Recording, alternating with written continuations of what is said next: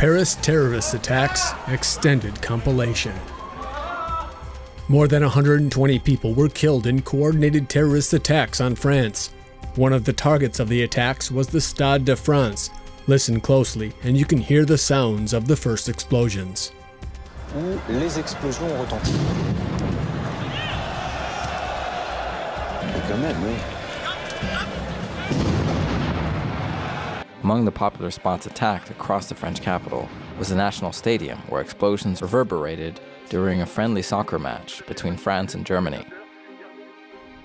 3 separate explosions struck the area surrounding Paris' Stade de France sports stadium over a 20-minute span on Friday night, in attacks that killed 4 people and injured over 50 more. The attacks reportedly involved 2 suicide bombers and an explosion, possibly caused by a grenade. The first saw a suicide bomber strike a restaurant operated by Belgian fast food chain Quick at about 9:15 p.m. Less than 5 minutes later, an explosion rocked a brasserie next door. And at 9:40 p.m., a nearby McDonald's is believed to have been hit by a suicide bomber. Another target was the Bataclan concert hall. The sounds of the opening gunshots were caught on cell phone video.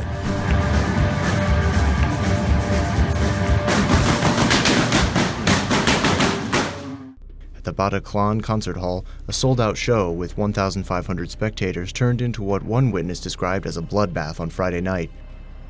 Towards the end of the concert, gunmen entered the concert hall and opened fire. The attack reportedly lasted between 10 and 15 minutes, and 80 victims were killed.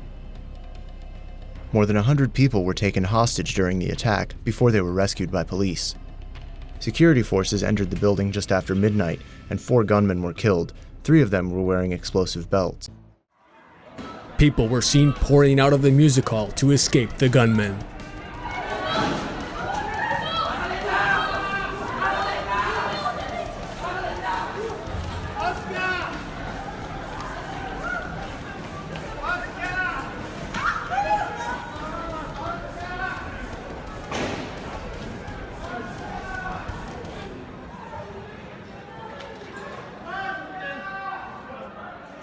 Hey, qu'est-ce qui se passe?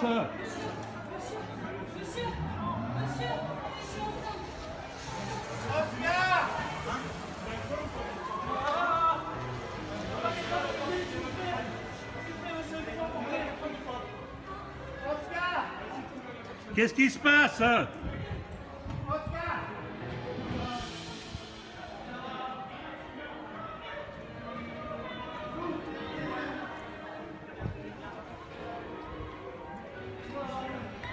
S'il vous plaît, qu'est-ce qui se passe?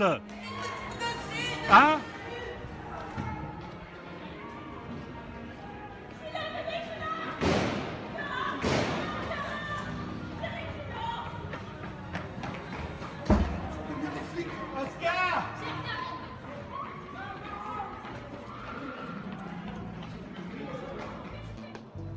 Guards blocked bomber from entering Paris football stadium.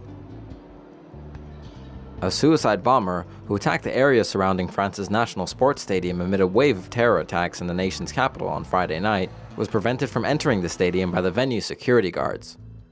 The first of 3 suicide bombers who targeted Paris' Stade de France reportedly had a ticket to attend an exhibition football game taking place between France and Germany. Security guards reportedly frisked the attacker 15 minutes into the match and discovered he was wearing a vest loaded with explosives and bolts. After backing away, the suicide attacker detonated the device, taking his own life. Authorities believe the attacker's aim was to detonate inside the 80,000-person venue in an attempt to cause a deadly stampede. Cell phone saves man's life during Paris terror attacks. A Parisian man struck by shrapnel from a suicide bomb blast in one of the many attacks claimed by the Islamic State that hit the French capital Friday night, says he has his cell phone to thank for his survival. The man, identified only as Sylvestre, says he was on his phone while walking nearby Stade de France, the surrounding area of which was struck by 3 separate suicide bomb attacks that night. And just as Sylvestre says he hung up and began crossing the street, boom! suicide bomber activated his explosive vest, hurling dangerous debris everywhere and sending Silvestre flying backwards. Despite sustaining minor injuries, he escaped serious damage, which in his estimation could have included getting his head, quote, blown to bits, thanks to his Samsung Galaxy S6 Edge, which he believes took the brunt of the impact and saved his life. Given the damage it sustained, the phone probably isn't working. Let's hope that Silvestre's insurance includes coverage for damage caused by ISIS suicide bomb attacks. Sinon ma tête ça partait en éclats quoi. Il y a aussi le projectile qui m'a éclaté l'autre chaussure. Comme vous voyez ici, ça m'a transpercé ici. Donc ils m'ont fait un pansement à ce niveau et c'est grave. Manhunt underway as investigation of Paris terror attacks continues. An international warrant has been issued for Salah Abdeslam, a Belgian-born French national who is one of 3 brothers suspected of carrying out the terror attacks in Paris on Friday. 3 AK-47s and 16 magazines, 5 of which were loaded, have been found in an abandoned Seat in Montreuil in France. The car may have been used in the attack on Le Petit Cambodge and La Charion bar in Paris. Salah Abdeslam, who rented the Volkswagen found at the Bataclan concert hall, has disappeared following the attack. He is said to be the brother of one of the 7 dead attackers, while a 3rd brother has been arrested by Belgian police. The 3 siblings lived in an impoverished section of Brussels known for violence and an abundance of Arab immigrants.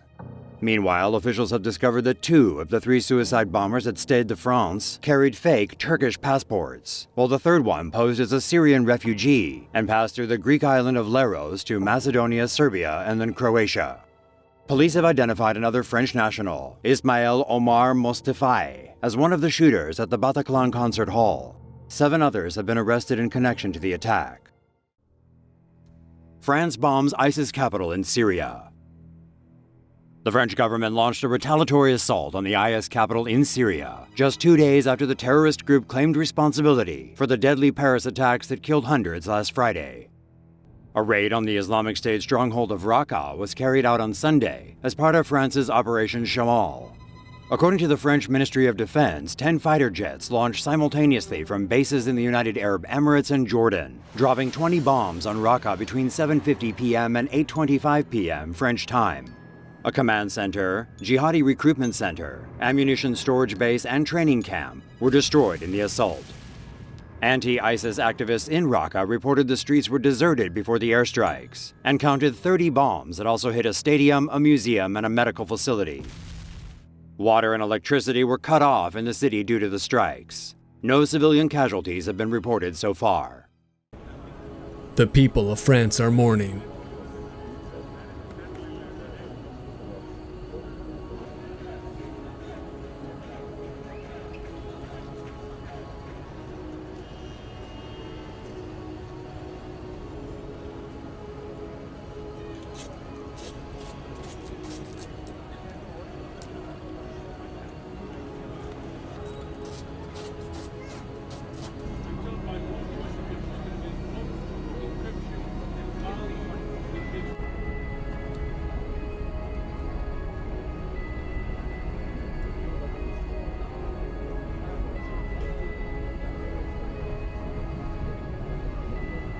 Some are still in a state of panic.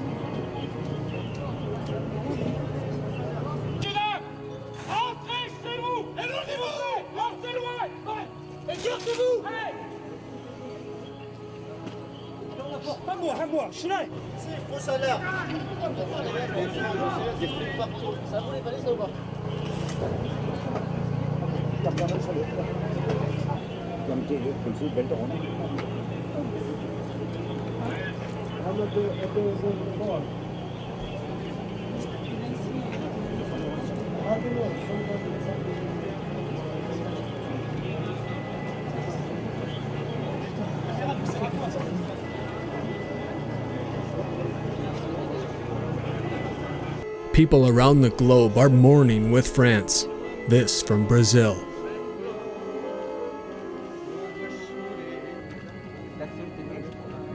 The people of Egypt showed their solidarity with France as well.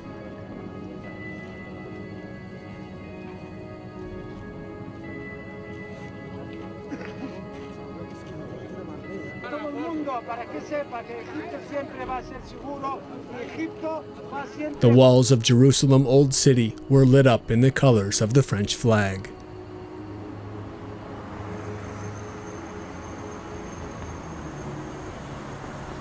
South Koreans displayed the French flag along with a memorial.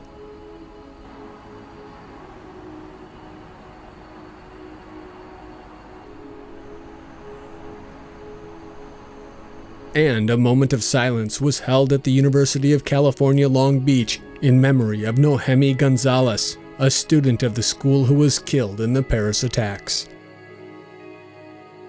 This bloody scene and rescue effort were recorded by Victor Boyko.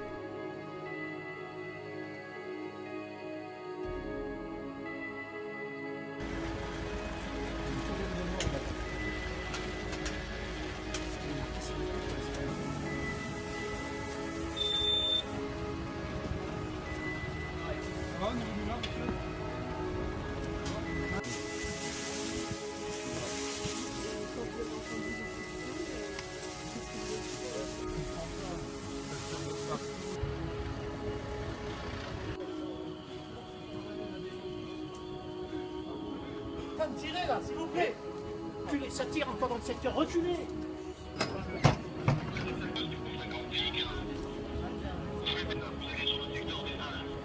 Ça tire encore, reculez encore. Allez, les journalistes, notre... C'est vous là. Reculez, s'il vous plaît. Allez, on recule. Derrière la rue Valide. Allez, allez. Oh, regarde, vous êtes mort. La rue Valise, elle est derrière vous passez derrière, réfléchissez, écartez-vous, s'il vous plaît.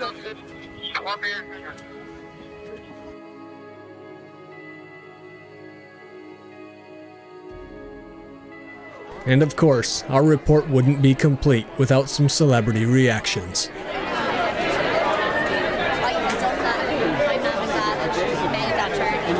You know, it was Jada and I were up all night, you know, and that was the subject of our conversation, you know, as you know, our hearts and our prayers go out to you know, all of the families involved, and you know, what to do, where does it end, how does it stop, what do you do, you know, and I spend a lot of time traveling around the world, you know, and I consider myself a lover of all people, and I feel that there's certainly some responsibility that I have to do something, but what? Well, and it's, you know, I'm at a loss.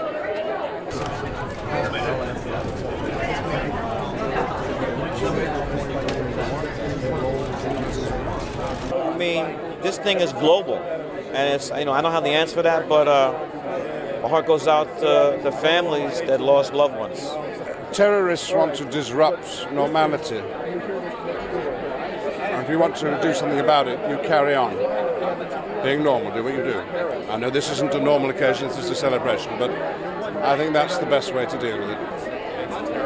My heart broke, you know, yesterday along with everyone else, and it's, you know, it's a terrible, terrible, terrible, terrible thing. And you know, you don't quite know how to react or respond. It's, you don't quite know what to do. But I think we follow, you know, the Brits' lead there, and you know, you keep going.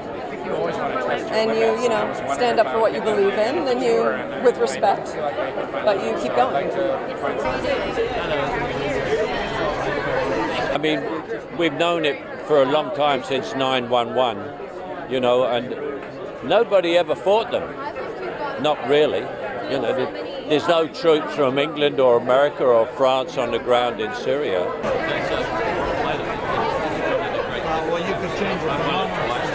All I can really say, it's a tragedy, and my heart goes out to the victims and their families. Like, it's a horrific event that we can rise up from that horror and try to find something to do about it in a constructive, binding way between us and others.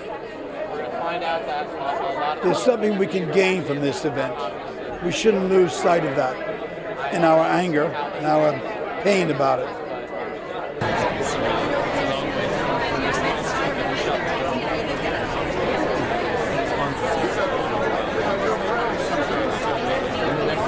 I don't know what we can do. You know, my first reaction is a gut reaction and not always right.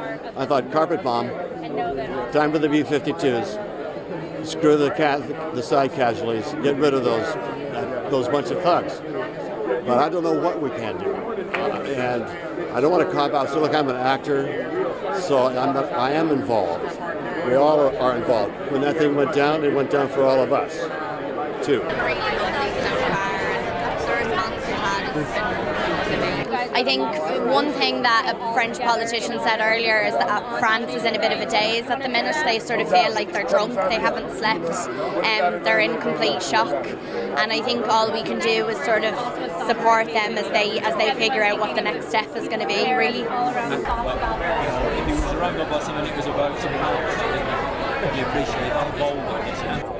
It's obviously it's an attack on tolerance, and so you can only stand up for your values if we believe in our values, which we do, shared compassion and tolerance, and believe in that, and freedom, really, and that's freedom for all people, and it's difficult to maintain those values in the light of horror like that and what happened in Beirut, the car bombs in Beirut. But you have to believe in the values you believe in and go about promoting them, Was it part of AFI? Boy, I remember seeing the film and sitting this close to Brian and just... I don't know how to talk about those things in a soundbite, except for to say it's horrific and terribly, terribly distressing.